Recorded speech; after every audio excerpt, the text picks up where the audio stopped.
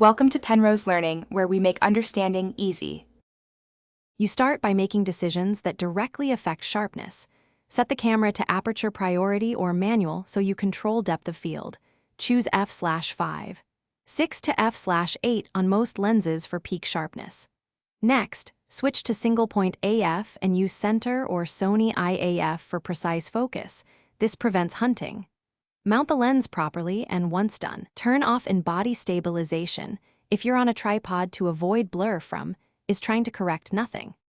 Now refine exposure and locking technique. Lower ISO to minimize noise while ensuring a shutter speed fast enough to freeze movement, generally 1/ focal length or faster. Use back button focus for consistent AF control. It separates focusing from the shutter so you avoid refocusing mid-frame. If manual finishing is needed, use focus magnifier and turn on focus peaking to see contrast edges. This helps when shooting with shallow depth of field or in low light where AF may struggle. Finish by removing any remaining sources of motion. Use a sturdy tripod, lean on a stable surface, and trigger with a 2-second timer or remote to avoid camera shake. After each critical shot, review at 100% on the rear LCD and check focus where it matters. If the subject is soft, recompose and reshoot.